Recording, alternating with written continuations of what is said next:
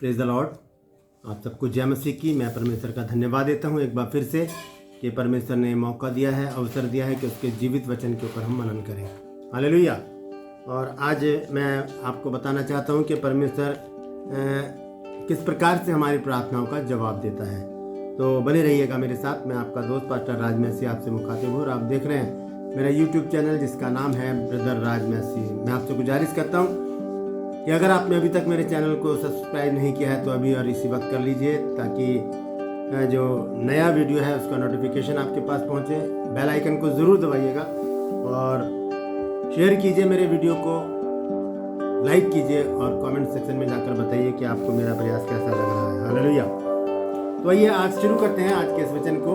और मैं आपको बता दूं कि परमेश्वर सबकी प्रार्थनाएं सुनता है, लेकिन लोग प्रतीक्षा नहीं करते, इंतजार नहीं करते और उतावलेपन में क्या करते हैं, फिर परमेश्वर के अगेंस्ट बोलना शुरू कर देते हैं। तो मैं आपको बताना चाहता हूँ आज परमेश्वर 3 प्रकार से हमारी प्रार्थनाओं का जवाब देता है।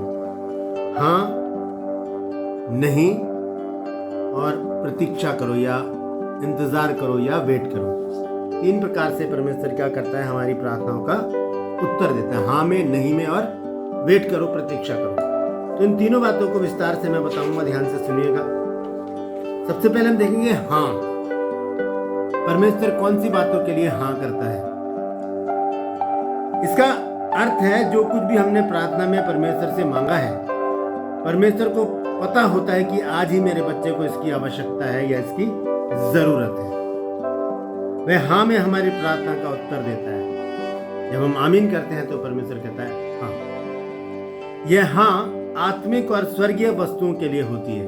परमेश्वर की यह हाँ आत्मिक और स्वर्गीय वस्तुओं के लिए होती है, जैसे दया, क्षमा, उद्धार, आत्मिक उन्नति, पवित्र आत्मा की मांग, दूसरों की क्षमा, आत्मिक हथियार, शैतान पर विजय, आत्मिक फल और आत्मिक वरदान।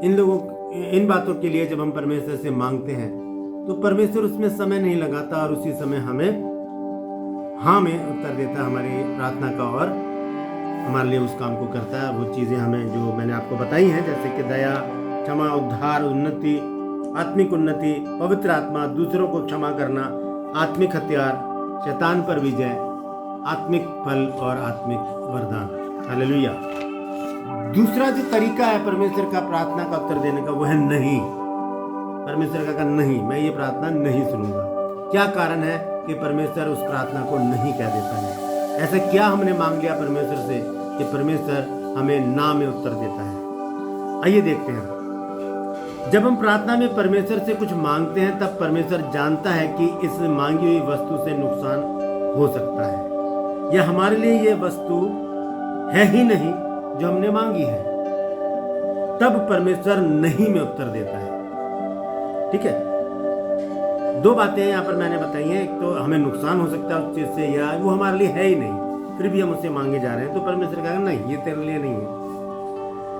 यह नहीं सांसारिक और शारीरिक वस्तुओं के लिए है। सांसारिक और शारीरिक दैहिक वस्तुओं के लिए है। जैसे कोई भी भौतिक वस्तु, किसी भी व्यक्ति विशेष से शादी विवाह, धन संपत्ति, किसी का नुकसान, ये बातें परमेश्वर नहीं सुनेगा।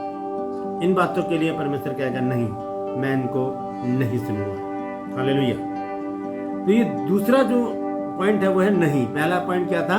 हाँ, परमेश्वर आत्मिक बातों के लिए हाँ कहता है। दूसरा पॉइंट है नहीं, परमेश्वर सांसारिक और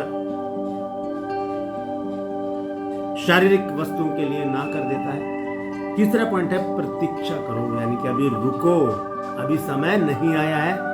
मैं हाँ करूंगा, मैं जरूर तुम्हें ये बातें, ये चीजें दूंगा, लेकिन अभी उसका समय नहीं आया है। इस प्रार्थना के उत्तर में परमेश्वर पहले हमारी भलाई चाहता है। ठीक है, जब मैंने बताया तीसरा पॉइंट कि प्रतीक्षा करो या इंतजार करो या वेट करो, इस प्रार्थना के उत्तर में परमेश्वर पहले हमारी भलाई चाहता है। परमेश्वर नहीं चाहता कि जो वस्तु मेरा बच्चा मांग रहा है उससे कोई नुकसान हो या उससे कोई क्षति हो। इसलिए वह कहता है कि अभी प्रतीक्षा करो या वेट करो या इंतजार करो। वह हमारी भलाई के लिए ऐसा करता है। हालेलुया। यह प्रतीक्षा करो भौतिक वस्तुओं के लिए है, जैसे मकान, कार, फोन आदि। जब हमें इन चीज़ों की ज़रूरत होगी परमेश्वर की दृष्टि में कि अब मेरे बच्चे को ये चीज़ चाहिए, तब वो उस प्रार्थना को सुनेगा।